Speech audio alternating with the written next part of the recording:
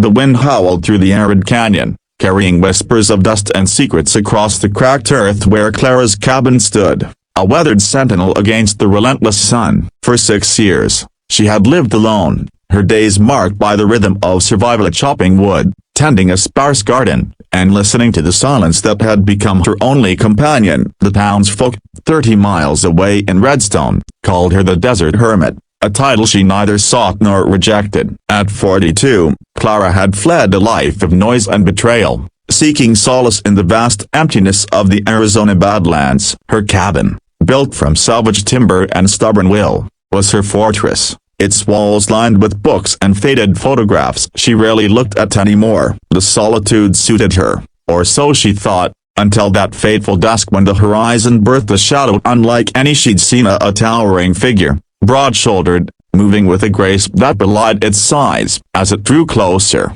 Clara's hand tightened on the rifle by her door, her heart a drumbeat in the quiet. The figure stopped at the edge of her property, and in the dying light, she saw him, a man, easily 7 feet tall, his face etched with the sharp lines of an Apache warrior, his arms cradling a bundle that stirred softly. His eyes, dark and unreadable, met hers, and his voice, low as distant thunder, broke the silence. "Can we stay?" The question hung in the air, heavy with unspoken stories, and Clara, for reasons she couldn't name, didn't trace her gun. The baby's faint cry pierced her defenses, stirring something long buried, a memory of loss, of a crib left empty. She stepped forward, her boots crunching on the gravel, and nodded once, her voice lost to the wind. The man's name, he said, was Tarak, and the child, barely a year old, was Kale. They carried no belongings, only the weight of survival, and as Clara led them inside,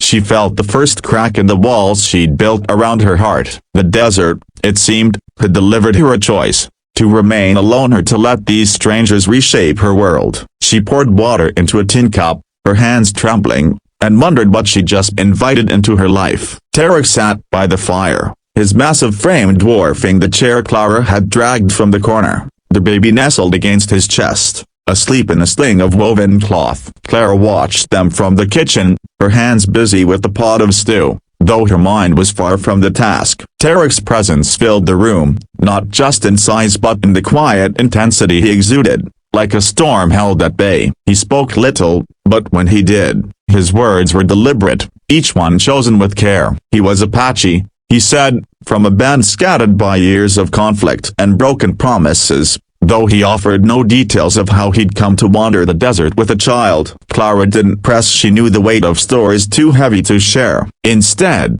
she studied Gale, his tiny fists curled against Tarak's shirt, his face peaceful despite the mystery of his existence. Clara's cabin, once a sanctuary of solitude, now hummed with life via breaths, rustles, the crackle of the fire. She set bowls of stew on the table, the steam curling upward like a prayer, and Tarak ate slowly, his eyes never leaving her. "Why here?"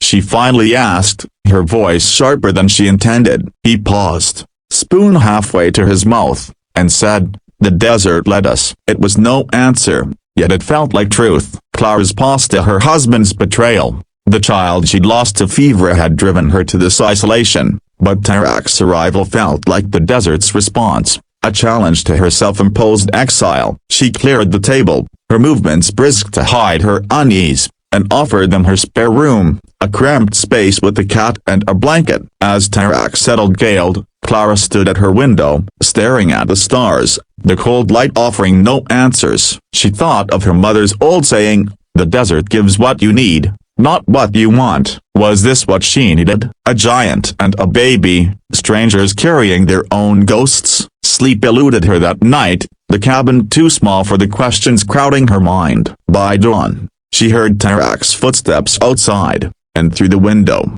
she saw him scanning the horizon, as if the desert held secrets only he could read. Days turned into weeks, and Tarak and Kale became fixtures in Clara's world, their presence both foreign and strangely familiar. Tarak worked without being asked, repairing the cabin's sagging porch, hauling water from the distant well, his strength making light of tasks that had worn Clara down. Kale, meanwhile, was a quiet child, his dark eyes following Clara as she moved, his rare smiles like gifts she didn't know she craved. She found herself softening, humming old lullabies as she rocked him to sleep, her voice rusty but warm. Yet trust came slowly. Clara kept her rifle close, her instincts honed by years alone, and Tarak's reticence about his past fed her wariness. One evening, as they sat under the stars, Kale asleep in a basket, Clara asked again about his origins. Tarak's gaze drifted to the horizon, and he spoke of a village lost to raiders, a sister who died protecting Kale, her son. "I swore to keep him safe," he said, his voice heavy with a vow unbroken. Clara nodded, her own losses echoing in his words, but she sensed he held back more, something tied to the scars crisscrossing his hands. The desert, vast and unforgiving, seemed to guard his secrets as fiercely as it had guarded hers. She began teaching Tarak Herkinese how to coax tomatoes from the stubborn soil, how to read the sky for rain that rarely came. In return, he shared Apache stories, tales of coyote tricksters and star-born heroes, his voice weaving magic into the night. Clara found herself listening, drawn to the cadence of his words, the way they filled the emptiness she'd grown accustomed to. Kale's laughter, rare but bright, became a bridge between them, a reminder of life beyond survival. Yet Clara couldn't shake the feeling that Tarak was waiting for something or someone. His eyes often lingered on the canyon's edge, as if expecting pursuit. She didn't ask, but she began checking her rifle's ammunition, her old fears stirring like dust in the wind. The first sign of trouble came on a morning when the air tested of iron, a storm brewing far off in the mountains. Clara was tending her garden when she noticed Tarak standing at the canyon's rim, his body tense, Kale strapped to his back. He was staring at a dust cloud in the distance, too small for a storm, too deliberate for chance. "Riders," he said, his voice flat but laced with warning. Clara's stomach tightened. She knew the desert drew outlaws as often as it did loners. She followed his gaze, counting 3 figures on horseback, their shapes blurred by heat and dust. Tarak turned to her, his eyes hard. "If they come, you don't know us." Clara bristled as she hadn't survived this long by hiding, but his tone left no room for argument. She sent him and Kale to the root cellar, a hidden nook beneath the cabin, and waited, her rifle across her lap. The riders arrived by noon, their faces weathered, their eyes cold. They claimed to be bounty hunters, searching for a dangerous man and a stolen child. Clara's heart pounded, but she kept her voice steady, offering them water and lies about living alone. Their leader, a man with the scar splitting his brow, studied her too closely, his gaze lingering on the fresh tracks near the well. She distracted them with talk of bandits she'd never seen, and they left, but not before the leader promised to return. As Clara helped Tarak and Kale from the cellar, she saw fear in his eyes for the first time, not for himself but for the boy. "They want Kale," he said, his voice low. "His father was a chief, killed for resisting. They think the boy's a symbol." Clara's mind raced to bounty hunters, politics, a child caught in the crossfire. She wanted to demand the full truth, but Kale's small hand gripped hers, and she knew she was already entangled. That night, she and Tarak sat planning, their voices hushed, mapping escape routes through the canyon. Clara realized she wasn't just protecting them, she was choosing a side. The desert nights grew colder, and Clara's cabin became a fortress of quiet resolve. Tarak revealed more, his words measured but heavy. Kale's father had led a resistance against land grabbers, men backed by powerful interests who saw the Apache as obstacles. Tarak, his sworn brother, had taken Kale to keep him from becoming a trophy for those who'd profit from his death. Clara listened, her anger rising, and not just at the hunters but at a world that turned a child into a pawn. She began to see Tarak not as a stranger but as a man bound by duty, his silence a shield for wounds as deep as her own. Together, they fortified the cabin, hiding supplies and carving a concealed path to a nearby cave. Clara taught Tarak how to use her old signal mirror to flash warnings across the canyon, while he showed her how to move silently, leaving no trace. Kale, oblivious to the danger, toddled between them, his laughter a fragile light in the growing tension. One afternoon, Clara caught Tarak carving a small wooden horse, his massive hands gentle, and she felt a pang of something she couldn't name: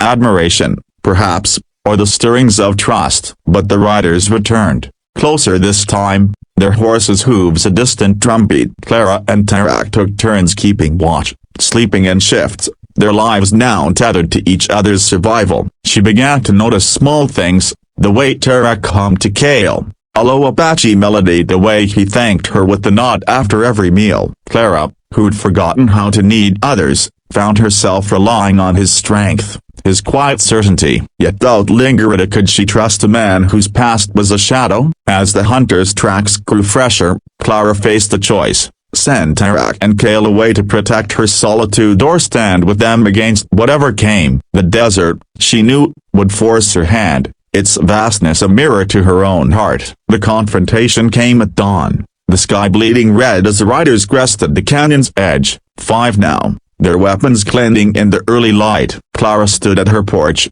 rifle ready, while Tarak crouched in the cellar with Kale, his knife drawn, his eyes promising to protect the boy at any cost. The leader, Scar, dismounted, his smile more threat than greeting. He spoke of a reward for the stolen child, his words dripping with false concern, and Clara saw the lie in his eyes. Kale was no prize but a target. She played the part of the ignorant hermit, offering vague directions to a non-existent trail. But Scar's men fanned out, searching the property. Her heart raced as one kicked at the cellar door, the wood creaking under his boot. Clara fired a warning shot into the ground, her voice steady as she demanded they leave. Scar laughed, but his men hesitated, and in that moment, Tarak emerged, a silent force, his presence enough to shift the air. He spoke in Apache, his words sharp and unyielding, and though Clara didn't understand, the riders did, their faces paling. A tense standoff followed,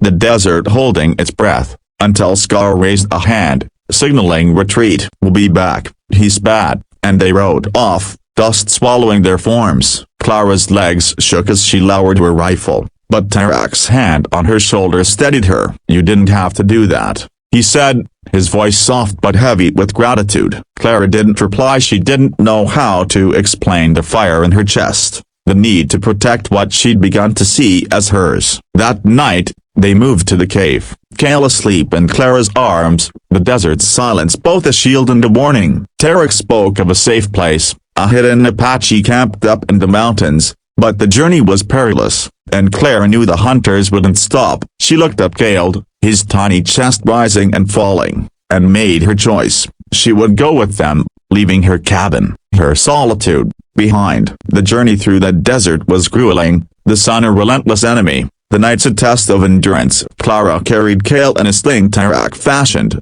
her arms aching but her resolve firm. Tarak led, his knowledge of the land uncanny, finding water in hidden springs and paths through treacherous ravines. They moved at night, avoiding the hunters' patrols, their tracks erased by Tarak's careful steps. Clara learned to trust his instincts, his silence no longer a barrier but a language she was beginning to understand. Kale, despite the hardship, remained a beacon of hope, his babbles a reminder of why they pressed on. One night, under a moonless sky, Tarak told Clara the full truth. Kale's father had uncovered a plot to seize Apache land for mining, and his death was no accident but a murder orchestrated by men with power. Tarak had been hunted since, Kale's survival a defiance of their greed. Clara's anger grew, but so did her admiration for Tarak's unwavering duty. She shared her own story of her husband's infidelity, the daughter lost to illness, the years of running from pain. Tarak listened,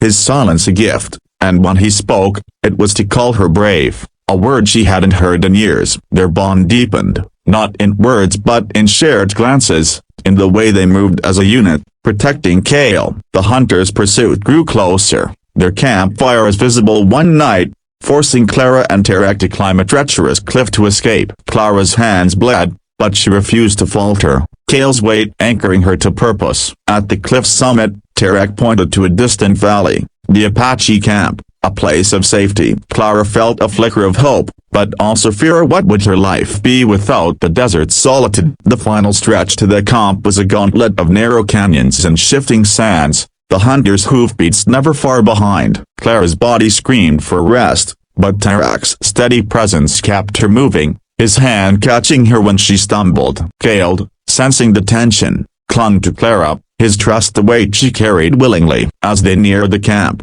a hidden valley lush with green, the hunters struck, their bullets cracking the dawn. Tarak fought like a force of nature, his knife and fists a blur, while Clara shielded Kale, her rifle barking in defense. The battle was brief but brutal, 2 hunters falling, the others fleeing as Apache scouts from the camp arrived, their arrows silent and sure. Clara collapsed, Kale safe in her arms. As Tarak stood bloodied but unbowed, the camp welcomed them, elders embracing Tarak as a lost son, women cooing over Kale. Clara, an outsider, expected to fade into the background, but Tarak introduced her as family, his voice firm. The elders offered her a place among them, seeing her strength, her sacrifice. Clara looked at Tarak, at Kale, and saw a life she hadn't dared imagine, a one of connection, of purpose beyond solitude. She stayed, not just for them but for herself. The desert's gift finally clear. Years later, she would tell Kale stories of the cabin, of the giant who carried him, of the woman who learned to live again. The desert, vast and eternal, watched over them, its silence no longer empty but full of the life they'd built together.